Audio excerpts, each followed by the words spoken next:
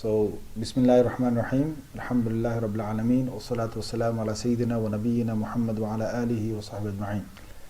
So the first thing is that the videos that you're going to watch, they contain discussions of tafsir on the story of Lut alayhi salatu wasalam, and they are discussions on non-male and female sexual relationships, commonly referred to as homosexuality or bisexuality. So they're not male to female sexual relationships, they're male to male or they're female to female. And the discussions are all for an adult audience, and the discussions and its contents are not for people who are looking for, fodder to attack and mistreat homosexuals or trying to abuse homosexuals. That's not what the discussions are for. And also, they're not here to attack anyone. We want to make it very clear to those who are going to watch the videos that I will explain in detail later on what is going to take place with the tafsir of Lut alayhi salatu salam. But the whole series is going to be to just explore the wider context of the Quran and its explanation of the story. One of the things is that we've got a moral worldview. We as Muslims have got a moral worldview. And this is founded in the Quran. And the Quran sets this for us, and through the Quran we see the world. So the Quran has given us a moral compass, and we need to obviously understand each other's moral views. So it's not about just the Muslims. We need to also consider the non-Muslims and people of non-faith, no faith. We need to be appreciative of what they want to believe. We don't want to make nonsensical judgments about anyone. We want to simply say that we're going to take a viewpoint or a standpoint, and this standpoint is a right that we have, just as we give the same token to others, other faiths and other people to have their own stance in this. We want to say that it is nonsensical to judge others' beliefs and worldviews from your own standpoint, and taking your own cultural biases and so on. We don't want to say that we want to dominate the entire world with our own stance. Yet, we have the right to hold on to our own Islamic worldview. This is according to how we were taught by Prophet Muhammad sallallahu alaihi wasallam and the early tafsir, and how he explained the Quran to his students, the Sahaba radiallahu anhum ajma'in. Now we understand that we're living in many different societies. The Quran acknowledges that. And we've got many different values. We acknowledge that. But its message, the Quran's message in dealing with such reality is always the same. Meaning that the Quran does not abuse people, it does not make mockery of people, it engages with them with good akhlaq and a good character. And that is our stance whenever we come across others when trying to give them da'wah. The Quran has always seen Muslims as living part of a plural society, so we live amongst others, and we dealing with them, we understand that they may have different values, but we are not those who disrespect them in some way or cause friction. We, in this country particularly, we respect the human rights of others. And just as we say that we've got certain human rights, we offer this token to others and say they've got human rights too.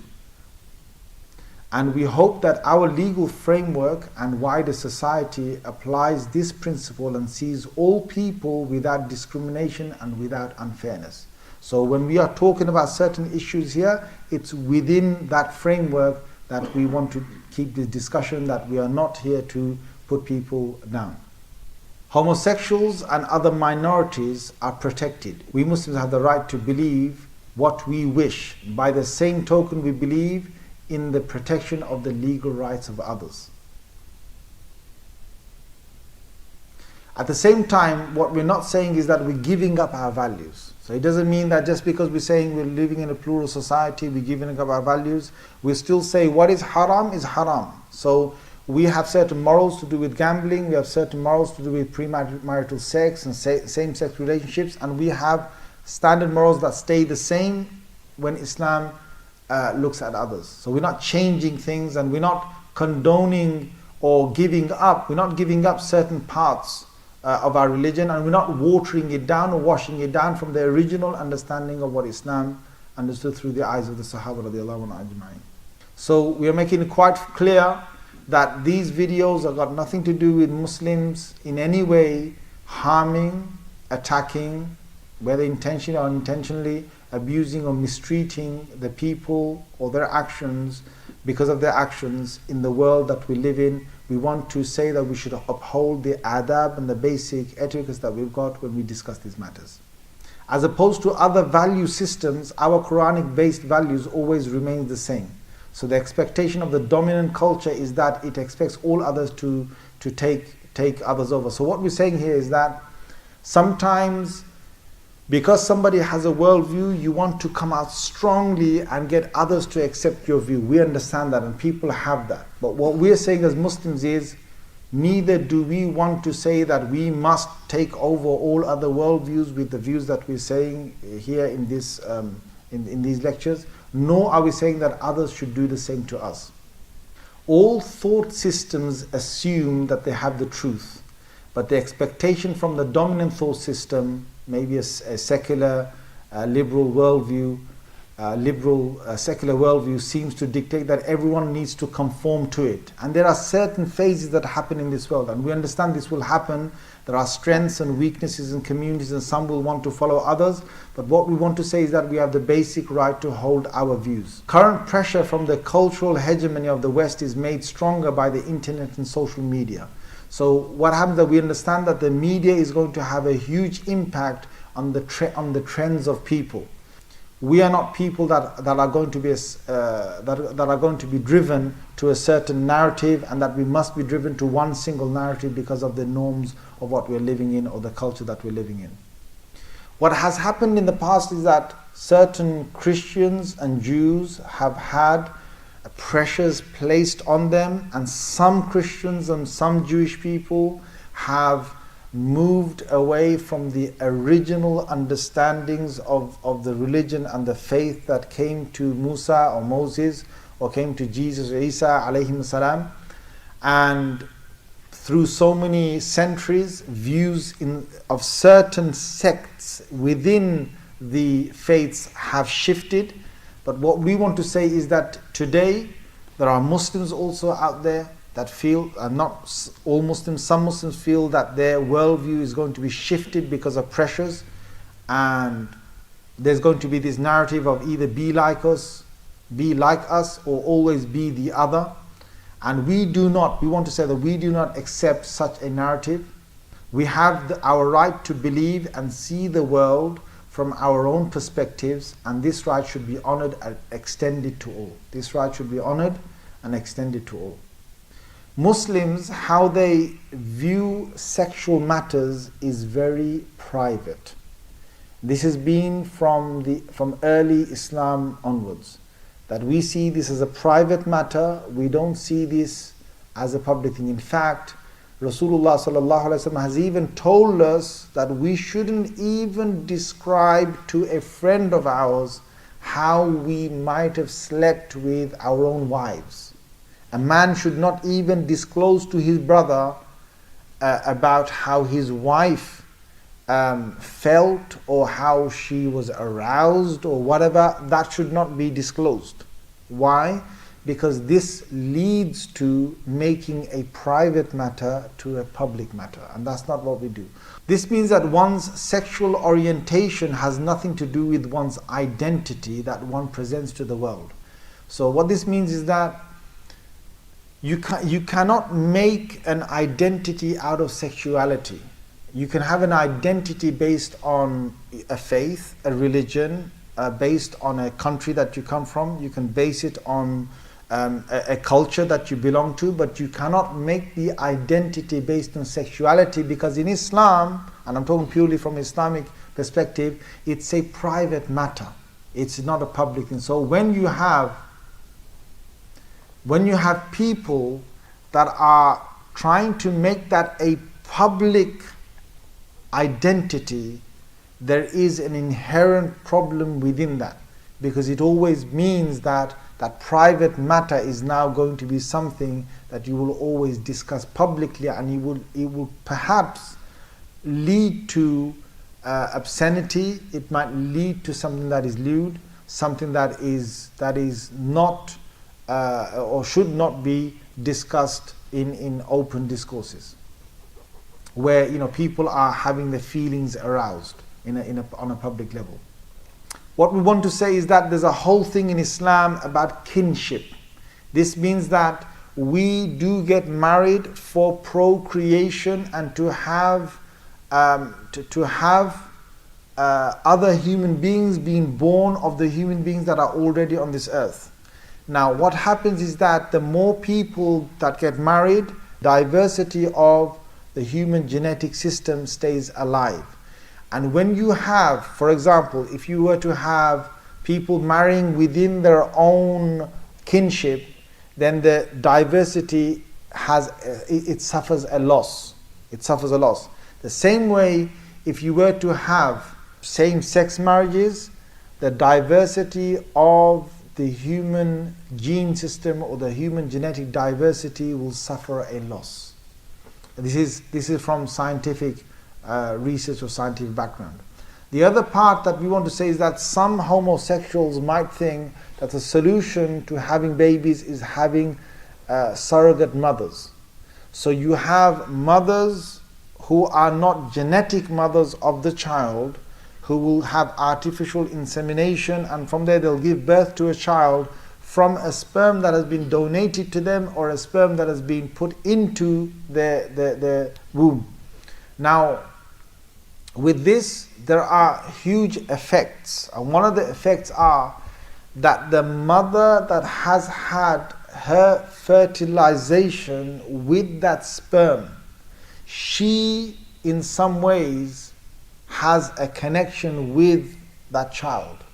And if not, if the ovary and the sperm are from different people, what we're saying here is that the baby eventually will not be with the original mother.